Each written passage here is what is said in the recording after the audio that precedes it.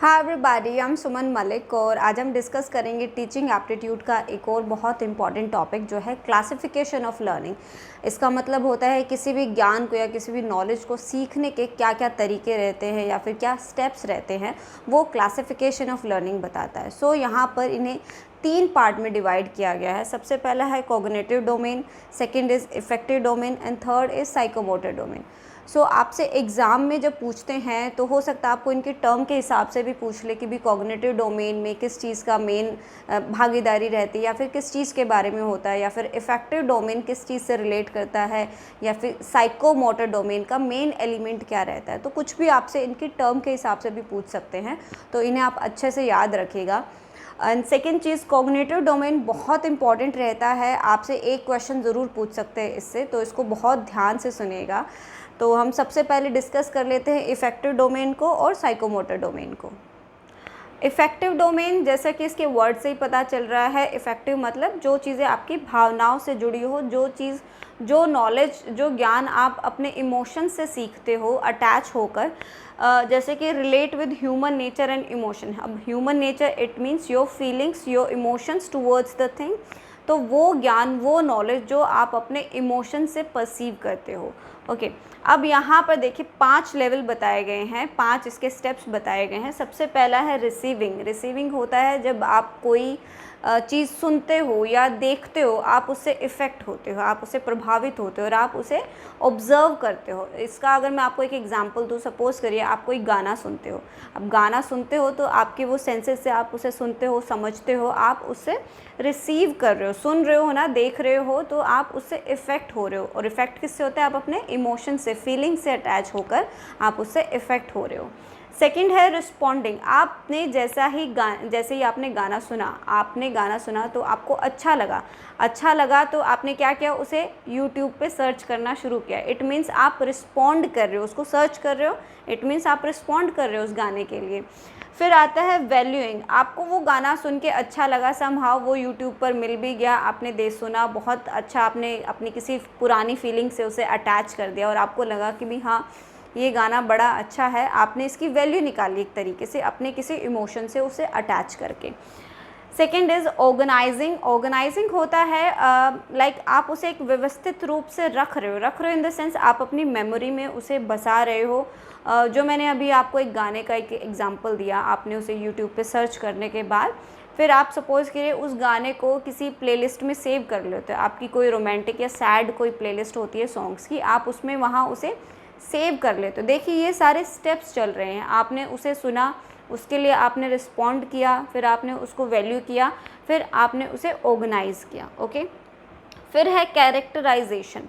तो जैसे ही आपने उसे ऑर्गेनाइज़ कर दिया, उसको सेव कर लिया, फिर आप उसको कैटेगराइजेशन करते हो, मतलब आप उसे अपने उस इमोशंस के साथ जोड़ कर रखते हो। जब भी आपको वो दोबारा वो मतलब उसके बारे में सोचना हो तो आप सोचते हैं कि मैं ये गाना चला लूँ, ये गाना चला कर सुनूँ और मैं उस चीज़ को याद करूँ। तो ये सारा ही आपके इमोशंस के साथ जुड़ा है, फीलिंग्स के साथ अटैच हो रहा है, तभी आप चीज़ों को सीख रहे हो।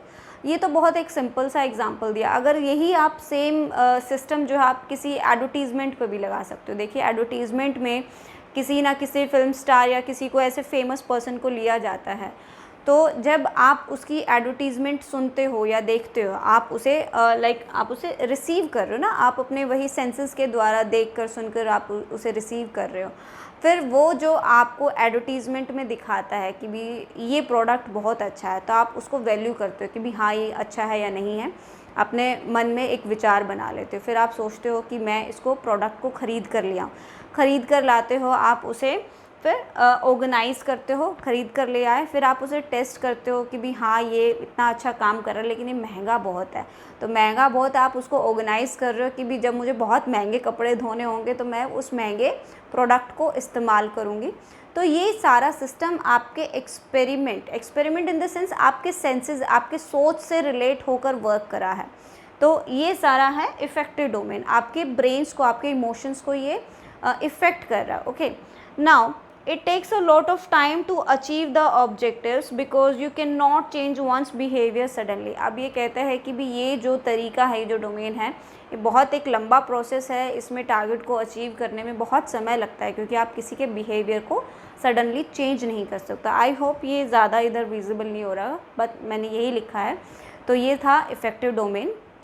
अब साइकोमोटर डोमेन को देख लेते हैं क्या कहता है। इसका मतलब होता है कि जो भी नॉलेज, ज्ञान जो आप अपने फिज़िकल एक्टिविटीज़ से आप हासिल करते हो, जानते हो, समझते हो, वो साइकोमोटर डोमेन होता है, जहाँ पर आपका मेंटल वर्क ज़्यादा नहीं होता, आपकी फ़िज़िकल एक्टिविटीज़ ज़्यादा इन्वॉल्व होती है और उससे आप अपनी ये नॉलेज, ये ज्ञान हासिल करते हो। ये बेसिकली टेक्निकल स्किल्स को हासिल करने में ज़्यादा हेल्प करता है।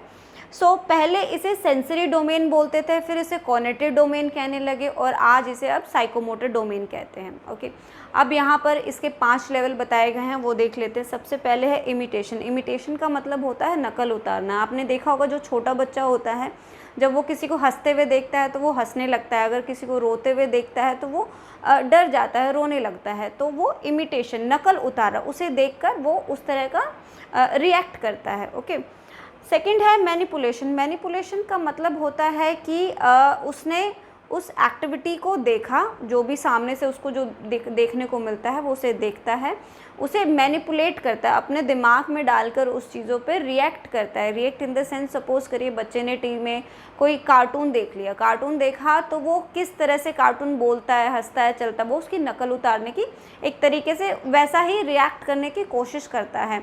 अगर एक एग्ज़ाम्पल ले, जैसे कि शक्तिमान को देख लिया, शक्तिमान गोल गोल घूमता है तो बच्चा भी कोशिश करता है कि वो भी गोल गोल घूमने की उसकी तरह रिएक्ट करे। ओके, ये मैनिपुलेशन होता है। फिर है प्रिसीजन। प्रिसीजन होता है जब वो उस चीज़ के लिए प्रैक्टिस करता है, लाइक कि भी उसने किसी टेनिस प्लेयर को देख लिया, टेनिस प्लेयर को देखा तो वो भी उसी तरह से टेनिस खेलने की कोशिश करता है और उसमें परफेक्शन हासिल करने की कोशिश करता है। यहाँ वो प्रैक्टिस कर रहा है, उसने देखा, उससे वो इफ़ेक्ट हुआ, इफ़ेक्ट होने के बाद वो उसी तरीके से प्रैक्टिस करता है ताकि उसमें वो बेहतर हो सके।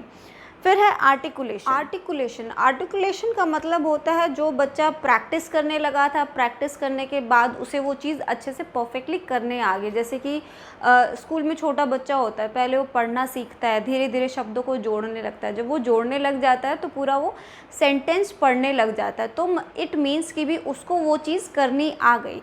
तो ये आर्टिकुलेशन होता है, मतलब परफेक्टली उसने वो चीज़ हासिल कर ली है प्रैक्टिस कर करके, वो उसको अच्छे से कर पा रहा है। फिर आता है नेचुरलाइजेशन। नेचुरलाइजेशन होता है, इट मीन्स कि भी वो जो बच्चा है ना, अब वो थोड़ा सा बड़ा हो गया, अब वो उसने सारे स्टेप्स कंप्लीट कर लिए हैं, उसने परफेक्टली चीज़ों को करना सीख लिया है। अब वो क्या करता है, सारी नॉलेज लेने के बाद फिर वो अपने दिमाग में सोचता है मैं किस तरह से इसे बेहतर करूँ, किस तरह से उसे अप्लाई करूँ, एप्लीकेबल करूँ।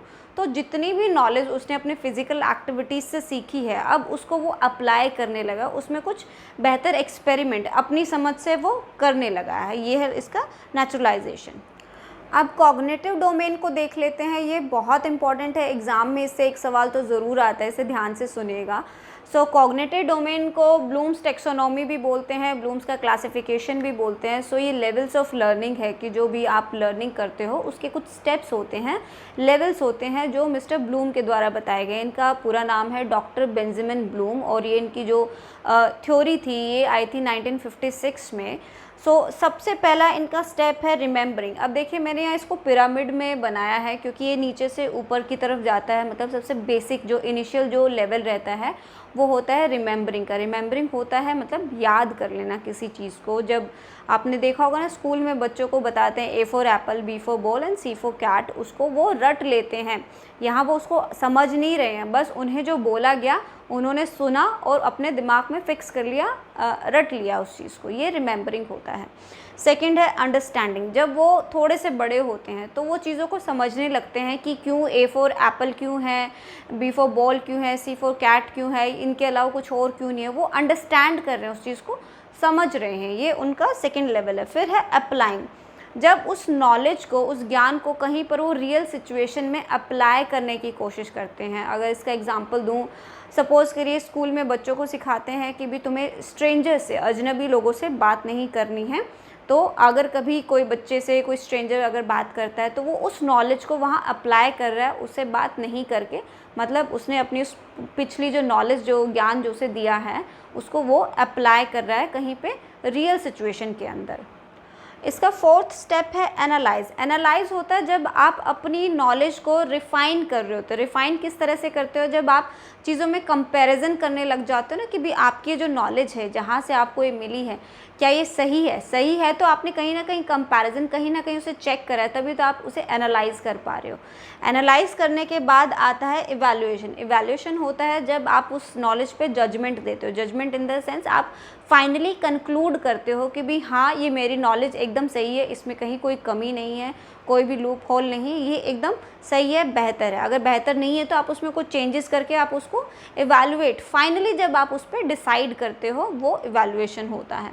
Last is creating. अब आपने सारी चीज़ें समझ ली, देख ली, जान ली, आपको पूरी नॉलेज हासिल हो गई, दिमाग में चली गई, फिर आप उससे कोई नई चीज़ क्रिएट कर रहे हो, कोई उसमें और डेवलपमेंट करके, कुछ ऐड ऑन करके आप कोई नई चीज़ बना रहे हो। अगर इसका हम एक एग्जांपल देख ले, जैसा कि मिस्टर ब्लूम ने किया। मिस्टर ब्लूम ने पिछली सारी थ्योरीज़ को पढ़ा, सारे लेवल्स को पढ़ा, क्लासिफिकेशंस को चेक करा, उसको इवैल्यूएट करा, उसको फिर डिसाइड किया, एनालाइज वगैरह सब कुछ करने के बाद उन्होंने फिर एक ये नई थ्योरी दी, नए स्टेप्स जो है, नया क्लासिफिकेशन दिया इन्होंने लर्निंग के जो लेवल्स हैं उनका। तो ये इट्स अ क्रिएटिंग, ये फाइनल स्टेप होता है आप अपनी नॉलेज से जब आप कोई चीज़ नई क्रिएट करते हो। So it's a final step, 6 step है ये। एक चीज़ और देखिए, आपको क्वेश्चन में ज़रूरी नहीं है कि सेम एग्जैक्ट वर्डिंग यही आ जाए। स्टेप्स तो ऐसे ही आएंगे, सीक्वेंस यही चलेगा। हो सकता है जैसे अंडरस्टैंडिंग को कई बार जो है कॉम्प्रीहेंशन भी बोला जाता है, तो आप वो चीज़ देख लीजिएगा कि भी इनके लाइक सिमिलर वर्ड्स क्या होते हैं। क्वेश्चन में आपको दे सकते हैं, अंडरस्टैंडिंग की जगह आपको कॉम्प्रीहेंशन लिख दें, बाकी सारा सेम चलता है। इस तरह से एक आध वर्ड मिल सकता है, आप उसको ध्यान रखिएगा। सो आपको इससे रिलेटेड कोई भी क्वेश्चन हो तो आप मुझसे कमेंट करके मुझसे पूछ सकते हैं, मैं आपको आंसर करूँगी। या फिर आपको वीडियो कैसी लगी, अच्छी लगी, बुरी लगी, या जो भी है आपके जो कमेंट है वो आप मुझे बताइए। अगर कोई क्वेश्चन है तो वो भी पूछ सकते हैं, मैं उसका भी आंसर करूँगी।